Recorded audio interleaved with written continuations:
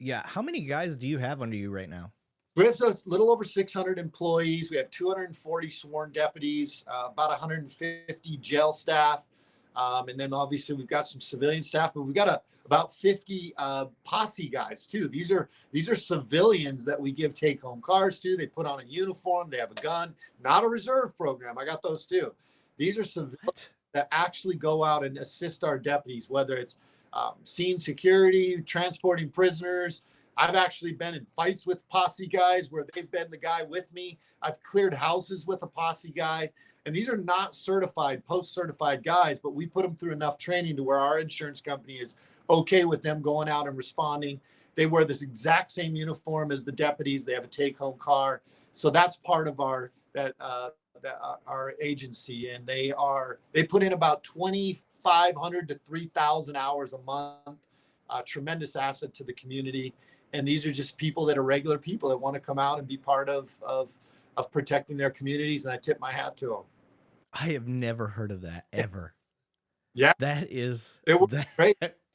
It's That's awesome. because you got people driving around that think those are deputies because they're in a marked car, when in reality they're probably a posse guy.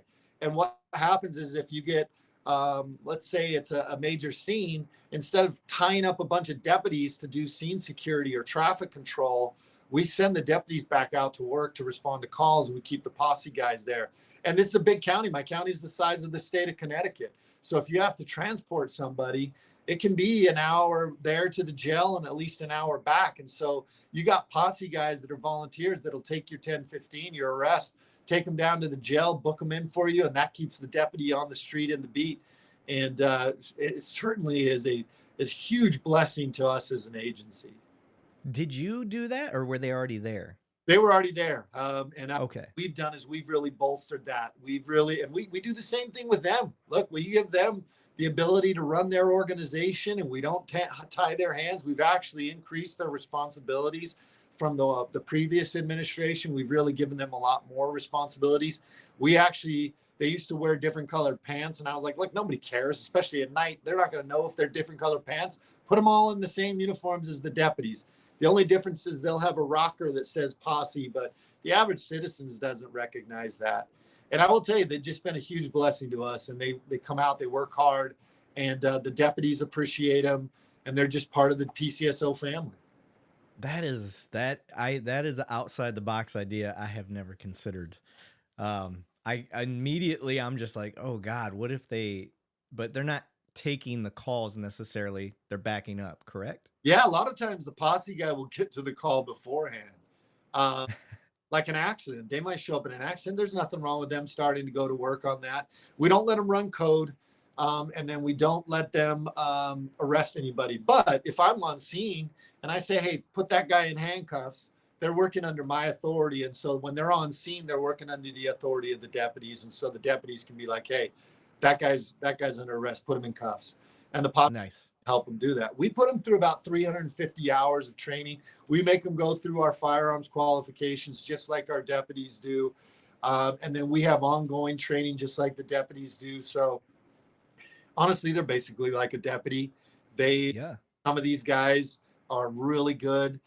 Um, it's been great. There's some of them are a little bit older, some of them are a little bit younger.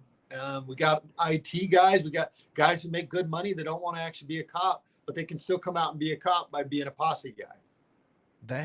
I like that. That's pretty neat. I like that a lot. It's the same here in Texas. If I'm getting into it with somebody and there's a citizen nearby, I've done it before. Hey, help me grab this guy. And they were just waiting. They were waiting for me to ask for their help. So I'm sure Arizona's the same way. We get a lot of love over here with our law enforcement supporters. We do too. Yeah. Our Yeah. loves us. So Yeah. Yeah. We have a CCPD fund at my agency, which is basically a half-cent tax.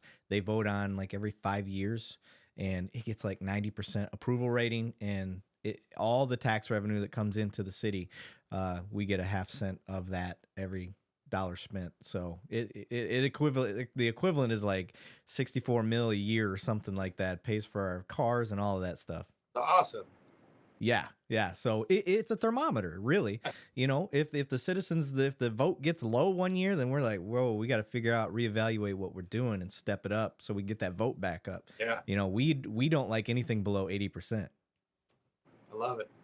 Yeah, I think it's a good thermometer. So, all right, leadership wise, you're stepping into this role. You're a cop's cop. You get this. You get some of the morale stuff going. Um, in policing, obviously, the what year did you start being sheriff out there? 2017. Okay, so you went through the COVID. You were there before COVID, and then there through it.